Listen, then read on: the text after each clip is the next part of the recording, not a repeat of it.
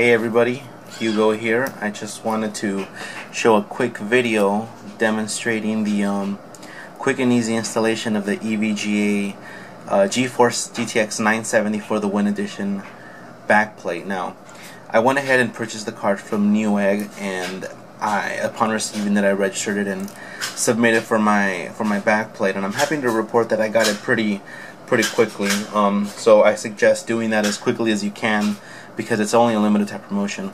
Now the backplate itself I really gotta give EVGA credit for. It looks really good. It looks like it's secured down by 5 screws, which I'll demonstrate where they're located on the card right now, but it's pretty straightforward. Now, one thing I did want to note about this backplate is I noticed another person had done a YouTube video installing their backplate onto their Geforce GTX card, and one of the complaint that he had was his backplate. If you'll notice, it only uses 5 screws. There's no screw for this side here. Now he noticed that when he installed it, there was a little bit of wiggle area over here between this and the PCB where he can like kind of squeeze it and it moved in, and that's something that would really bother me also. So the very first thing I thought about when I saw his video was, I'm probably, when I get my backplate, bend this side inwards ever so slightly, just so that doesn't become a problem. Because when I was inspecting my backplate after I got it, I don't know if it'll come up in the video, but when I was looking at it this way, it was pretty evident that it wasn't completely straight, and in fact it did kind of bend. It did bend in that direction, kind of like this. And so what I did do already is I did kind of bend it a little bit, so it wouldn't be a problem. But you know what? Beyond that, I also want to give credit to EVGA in this really well-built backplate here. They also, another thing they've done also that I think is really cool is they've included these little rubber stoppers. It was a little difficult to see in that video, or at least I didn't notice it, and I must have watched the video maybe 2 times. I didn't notice them, but it does actually have these little rubber stoppers, which is great, because one of the concerns I had by bending the backplate, I thought about the potential risk of having the aluminum backplate perhaps touching some of the circuitry on the back of the card right over in this area here, which it was a concern. But knowing now that EVGA actually send out these things with little rubber stoppers, already in place, I'm not really going to be concerned about that. So I did bend it already. It looks a lot more straight now, and I actually bent it a little bit more so that there would actually be pressure here against the PCB, but not too much, just enough so that there's no gap, there's no like kind of wiggle gap there, but also not too much to where it's going to bend right past the little rubber spacer and touch the PCB. So what I'm going to go ahead and do now is take off the 5 screws, which according to the instructions that also come included are the ones here, 1, 2, 3, 4, and 5. I noticed there's 2 other ones here. This excuse me, this card here is actually the for the Win edition of the GTX 970 by EVGA. I don't know if the backplate installation is different for all of the models, but I do know that this particular one, and one of the reasons I did buy it was because it does come with a slightly different heatsink design when you compare it to the the super clocked and the super clocked editions. You could tell just by looking at it. On those particular cards, I remember the plastic shroud here actually going all the way down, and on this one you could see a beefier heatsink and larger heat pipes when you look at it from this direction.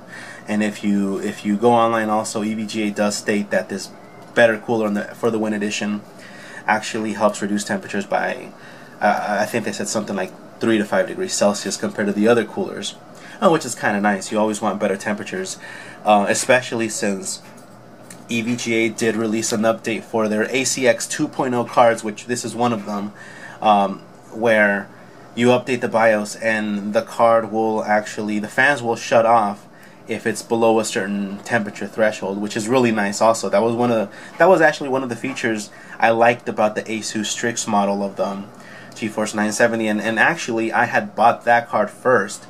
I went into Newegg to go pick it up on my will call, and right when I was picking it up, I literally was getting ready to sign the paperwork, and then that's when I saw that EVGA had put this card on sale, which is for the Win edition. I paid $349 for the ASUS. I believe this one was $389. which is more, but they also had a promotion at the time where it came with this really nice EVGA Torque X10 mouse, which I really like also, but maybe I'll talk about it in another video.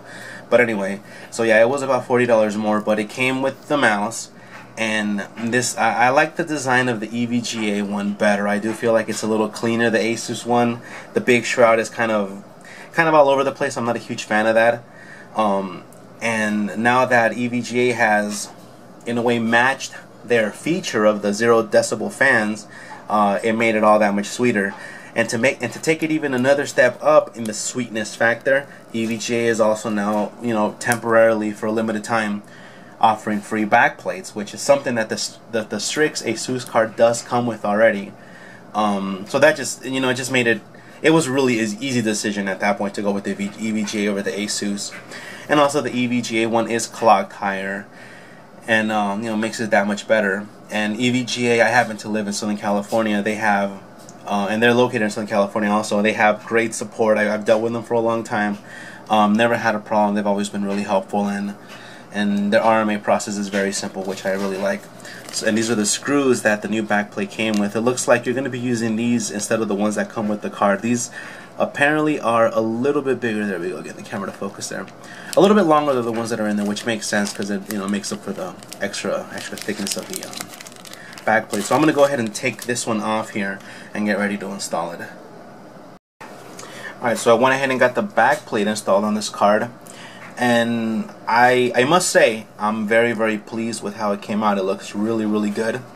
And if you'll notice, this side here doesn't actually move at all. So there is a pretty good amount of pressure on this part of the backplate that doesn't have a screw into the PCB. And since it has that little rubber stopper in there, there's really no risk of the aluminum heat spreader, the aluminum backplate touching the PCB. So overall I'm really pleased with it. I do want to make a small comment on this particular screw here. I wouldn't say it was difficult to put in, but it was kind of a pain. There's not a lot of room in there to operate, and you do need to hold that little nut in place while you tighten it, because if not, it will definitely move. But overall, I got to say I'm really very, very pleased with my product, and with EVGA, with stepping up and providing free backplates, even if it is for just a limited amount of time. It kind of puts them in a position where they're not stuck always having to compete with the big names, because I don't know what the hell I'm saying. But anyway, I'm very happy. I'm very happy, very, very happy with the card.